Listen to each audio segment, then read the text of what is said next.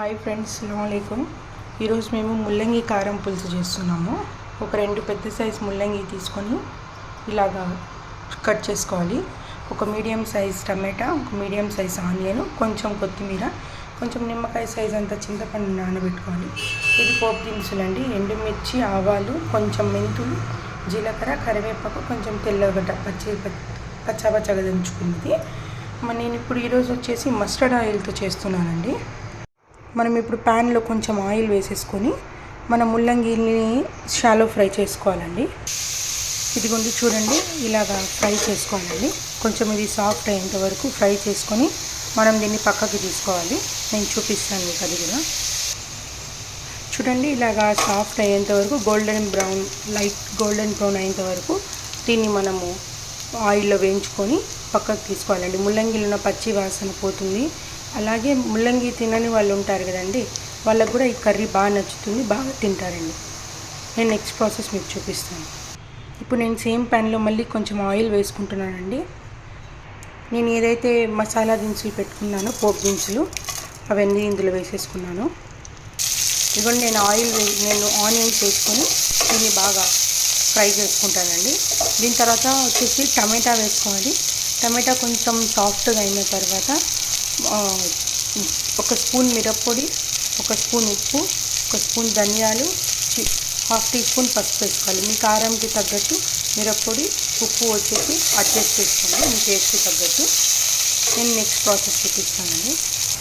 ఇదిగోండి చూడండి, మసాలాలన్నీ వేసి ఫ్రై చేసుకొని మనం ఫ్రై చేసి పెట్టుకున్న ముల్లంగి సైడ్లోకి ఉన్నాయి కదండి, అవి కూడా ఈ మసాలాలో వేసుకొని ఒక 2 మినిట్స్ ఫ్రై చేయాలండి. 2 మినిట్స్ ఫ్రై చేసిన తర్వాత మనము లెమన్ సైజ్ అంత చింతపండు వేసుకున్నాం కదా, ఆ చింతపండు పేస్ట్ని ఇందులో వేసుకోవాలి. వేసేసుకొని ఒక 10 మినిట్స్ ఒక ½ గ్లాస్ వాటర్ వేసేసి దీన్ని బాగా బాయిల్ చేస్తే దగ్గరకు వస్తుందండి. ఇదిగోండి చూడండి, ఇలాగ దగ్గరికి వచ్చే టైంలో ఉప్పు కారం సరిపోయిందా అని చెక్ చేసుకోవాలి. నేను సైడ్ బై సైడ్ వచ్చేసి బీట్రూట్ ఫ్రై కూడా చేస్తున్నానండి. ఏం లేదండి, ఆయిల్ వేసుకొని కచ్చాపచ్చాగా దంచుకున్న కొంచెం తెల్లగడ్డ, ఆవాలు, జీలకర్ర, కరివేపాకు, ఎండుమిర్చి, పచ్చని పప్పు ఉంది కదండి, చనాదాలు అంటారు, అది ఆయిల్లో ఫ్రై చేసుకొని ఒక మీడియం సైజ్ ఆనియన్ తీసుకోవాలి.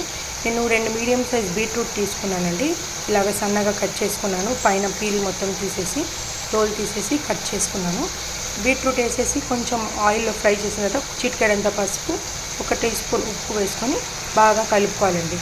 ఇది కొంచెం ఫ్రై అయిన తర్వాత ఇందులో ఒక ½ స్పూన్ మిరప్పొడి, ½ స్పూన్ ధనియాల పొడి వేసుకొని బాగా ఫ్రై చేసేసుకోవాలండి. సింపుల్గా టేస్ట్గా చాలా బాగుంటుందండి. బ్లడ్ తక్కువ ఉన్న వాళ్ళకి కానీ, తినకుండా ఉన్న పిల్లలకి ఇట్లాగా చేసి పెట్టినారనుకొని అన్నంలో కలుపుకొని తిన్నా, చపాతీలోకి చాలా బాగుంటుందండి. సింపుల్గా టైం అంతా ఏం పట్టదు, 15 మినిట్స్లో అయిపోతుందండి బీట్రూట్ ఫ్రై.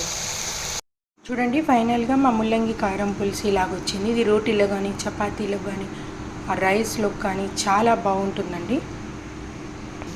ఇది మన బీట్రూట్ ఫ్రై అండి.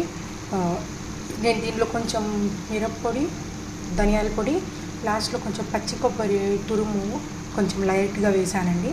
అంతే అండి. మీకు వీడియో నచ్చినట్టయితే మా ఛానల్ని సబ్స్క్రైబ్ చేయండి, లైక్ చేయండి, షేర్ చేయండి.